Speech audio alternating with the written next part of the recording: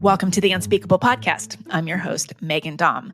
This is a premium episode for paying subscribers of this podcast. So if you are hearing my voice right now, that means you are either not yet a paying subscriber or you have not added your unique private RSS feed from Substack onto your podcast app. If the latter is the case, you can do that by going to your Substack settings page and following the very clear instructions.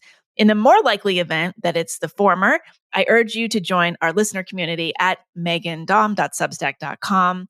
For $7 a month, you get bonus episodes like this one and a lot of other perks, like stuff that I write. So this is about the first 15 minutes of a conversation with Alexandra Hudson.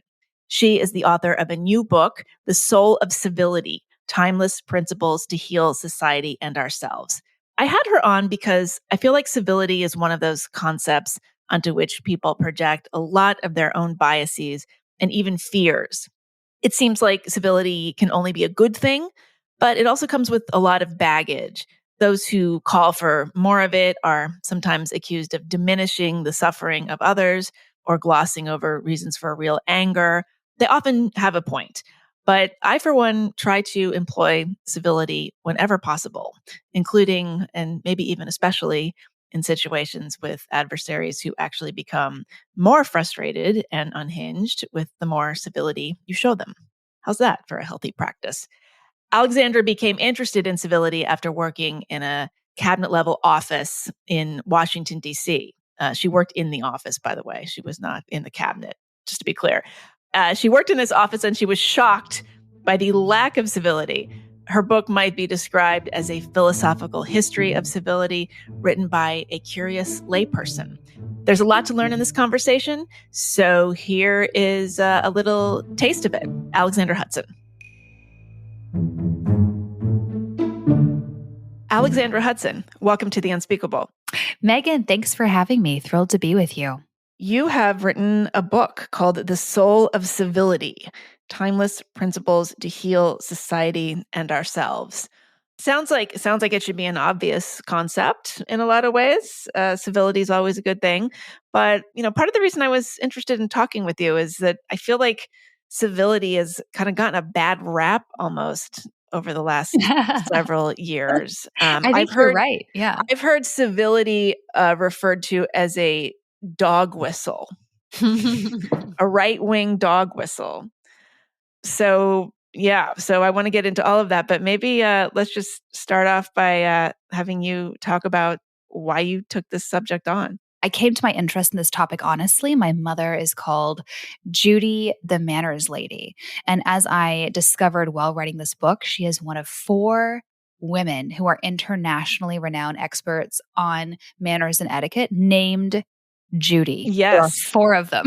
Yes. And so my mother, the most famous is probably Judith Martin, the Washington Post columnist who goes by Miss Manners. But brilliant, by the way. She is brilliant. She is brilliant, but Genius. That is not my mother. But my mother is my favorite of these Judys in the etiquette industry. I am constitutionally allergic to authority. So all of the teachings and the ways and means of politeness my mother subjected my brothers and I to growing up, I recoiled against. I hate being told what to do.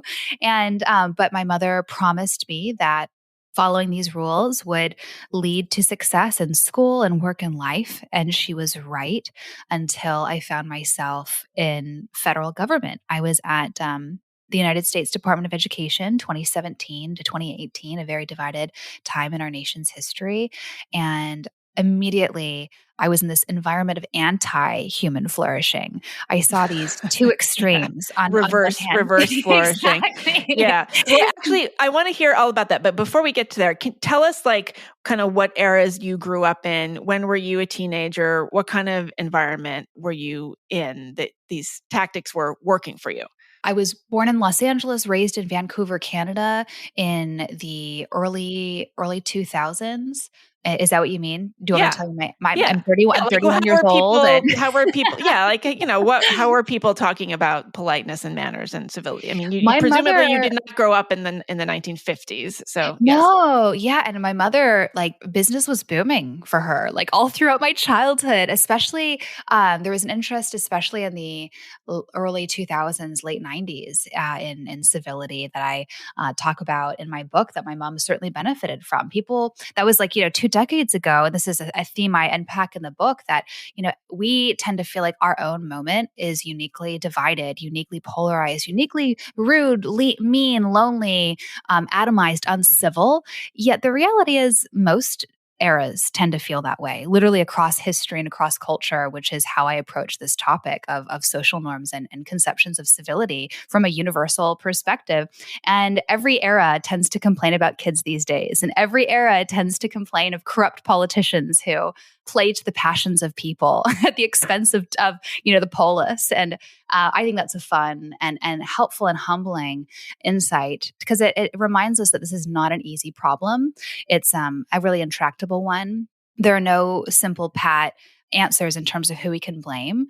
No single politician, no single technology is the single locus of this issue, and no single policy, no single book is the monolithic solution. No single etiquette columnist. That's right. That's right. So was your mother like, in what capacity was she giving this advice? Was she like a professional? That she's a professional. So she would do everything from customer service seminars for companies, teaching them the ways and means of getting along with others Oh, and wow. carrying on a nice conversation, a pleasant conversation. She would do, private etiquette trainings with people wanting to burnish their social skills. And she found a real hungering in the parents of small children. So my mother used to model in Paris when she was 18. She was recruited by a fashion agency to be in Europe modeling for a year. And then when she retired from modeling and married my father, who's a filmmaker, she had this little side hustle as a not beauty consultant. She would like teach women. She called it like inner and outer beauty. So she would teach them how to walk the catwalk while also teaching them, pleasant social graces and like character formation as well, which is what the educational project has been across history. Right. And the parents of some of these young women that she worked with said, "Hey, can you like teach this stuff to my young kids?" And so that's kind of where her career took her. She has a whole children's album. She has 18 songs on her album. I think about 18. Sorry, someone fact check me, but I sing 2 of them. I do know that. Oh I my do sing gosh. 2 songs on What was her the album. Wait, this was an album that came out like a children's record, like a That's kind of correct. Free to Be That's You and correct. It's Me called, of manners? yep, that's right. It's called, It's Fun to Have Good Manners. Oh my goodness. I think that's what Wow. it's called. It's so funny. I did have this in my book at some point, and then a few people told me it was like way too self-indulgent to talk about myself and my mother No, this no, no, much. no, And no. so But I wait, took it all out. So no, fact check I me. want to hear I'm about like, this. We will get to your book, but wait, just what are 2 things that she advised? What were 2 skills that children needed to learn? so one of her great songs it's called The Attitude of Gratitude. And way before like Arthur Brooks and the scholarship of gratitude, became a thing, my mom was singing about it to Buddy Holly, like, bopping around stage, like singing to hundreds of kids and kids bopping along with her, like about why it helps us and it helps others to be grateful and not focused on what we don't have. So that's one piece of advice she offers. And another song, The Golden Rule Rap. That's a really hip one. I think it goes like, if you want to be really cool, then you have to know the golden rule. It's this all on YouTube. I'm not making any of this up. I promise there's a robust, and my mother loves the YouTube. I've actually never spoken about her as much as I am in this, in this conversation. So she is, and she's just passionate about the human social project and manners to the extent that it helps us flourish, she just loves people, loves relationships, and dedicated her life to what Dale Carnegie called the fine art of getting along. Yes. And we should say Dale Carnegie is the author of How to Win Friends and Influence People very famously. I had comedian Maria Bamford on a couple months ago, and she talked about going to a Dale Carnegie Seminar? seminar when she I was want to in hear high about that. school, that her father took her to because she had all these social anxieties. And so she learned how to repeat the person's name when you meet them. Like, oh, Yes. Alexandra, tell me about yourself. That's interesting, Alexandra, which Alexandra. in retrospect is so creepy. And then she took it to, she went to college and started talking to people that way. And it didn't exactly translate, but okay. All right. Anyway, so you grew up with all this set of values. You go to college, you're obviously succeeding, highly accomplished. You then go to work in government, and what do you encounter? I went to government and I saw these two extremes. Like all of a sudden, all of my polished wiles failed me. And on one hand, there were people who were just aggressive and hostile, and they had sharp elbows. They were willing to step on anyone in order to get ahead.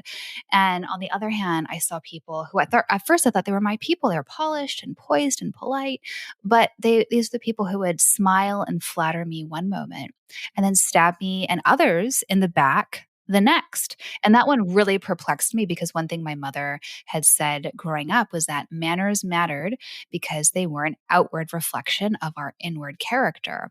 And yet here I was surrounded by people who were well-mannered enough and yet ruthless and cruel.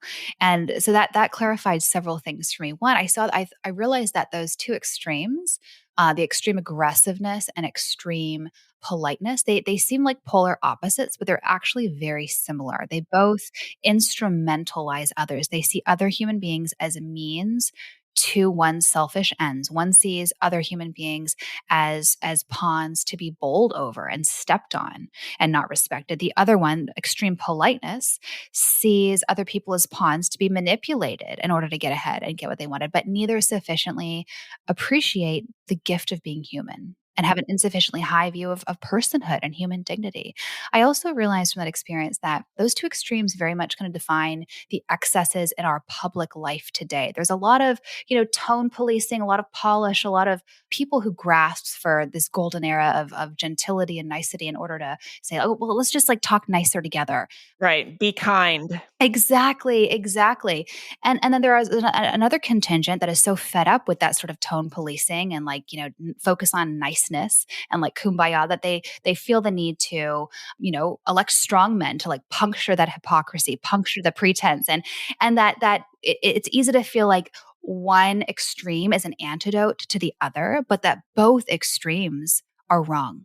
And they're are also both coming from excessive. the same place. They're completely the same They're impulse. coming. Yeah, that's exactly right. They're coming from a dark part of the human personality that we all share, like the part that wants to instrumentalize others. So the part of our soul is defined by self-love that wants to place ourselves and our own needs and our own ambitions before respecting others, how they deserve to be respected. Exactly right. And the third thing I learned is that there's this essential distinction between civility and politeness, which is a core argument in my book. Right. Okay. So talk about that distinction. So politeness is etiquette. It's manners, it's external, it's technique, it's behavior. Whereas civility is internal. It's a disposition of the heart. It's a way of seeing others as our moral equals who are worthy of a bare minimum of respect just by virtue of our shared moral status as members of the human community. And that crucially, sometimes actually respecting others, sometimes actually respecting ourselves requires being impolite. It requires saying no without apology. It requires telling hard truths. It requires engaging in robust debate. That these are things that make us and others uncomfortable because we feel this deep pressure to please others and to, not ruffle feathers.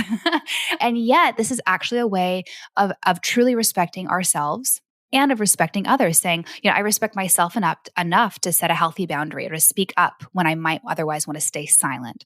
Or I respect someone else enough not to pretend a difference doesn't exist when it does, but I respect the other enough to say, I respect your ideas and I'm going to tell you when I might disagree with you. That's actually a form of respecting others. And today, too often, disagreement is interpreted as tantamount to a declaration of war.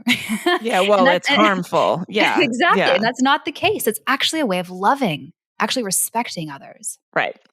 So is there like a political bent to this? Like I said earlier, like I feel like words like civility or just, respectability politics certainly has like a conservative valence to it. But, as I wrote in my own book, I love respectability politics. Like I think everybody should put on a suit and, protest in a civilized and dignified manner.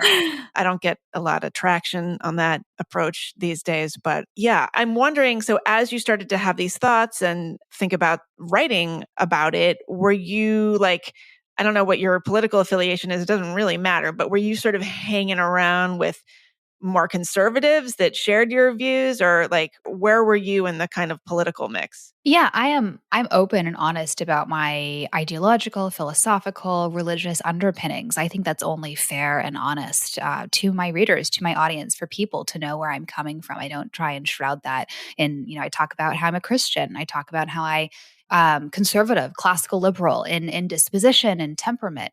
And yet, Okay, wait, hang on a second. yes. Classical liberal and conservative is the same thing. Did you just ram those together? Let's unpack that. Did I round that? I associate them. I would see, like a lot of people are familiar with, they're uncomfortable with the word liberal today. They're comfortable with libertarian, but a lot of people want to recover the word liberalism, and specifically classical liberalism, as this philosophical and intellectual lineage that cares about human dignity, limited government, individual liberty. Did you say that they're the same thing? 'Cause I'm Well, not no, sure I that think they they're not are. the same thing. No, the reason Yeah. I'm asking is because, so I spent a lot of time talking with people about the divide between liberal and progressive, right? So a lot of people think that was a taste of my conversation with author Alexandra Hudson. Her new book is The Soul of Civility: Timeless Principles to Heal Society and Ourselves. She is the founder of Civic Renaissance, a publication, newsletter, and community that exists to create a public forum for civility, grace, and conversation. You can hear the rest of this conversation. There's about 45 minutes more of it by becoming a paying subscriber. And you can do that by going to meghandom.substack.com. If you are a paying subscriber and for some reason you're hearing this, it means you have not added your unique private RSS feed from Substack onto your podcast app. So to do that, go to the settings page on your Substack page and follow the instructions. They should be pretty clear. Becoming a paying subscriber really helps me. And in the coming year, I'll be doing more of this kind of thing. So if you want to make sure you're getting all the content you can, please join my listener community. Just a reminder that the application deadline for my writing workshop, again, is December 13th. You can find that on the Substack. And in the meantime, have a great week. And I hope you listen to the rest of this conversation. And I'll see you soon.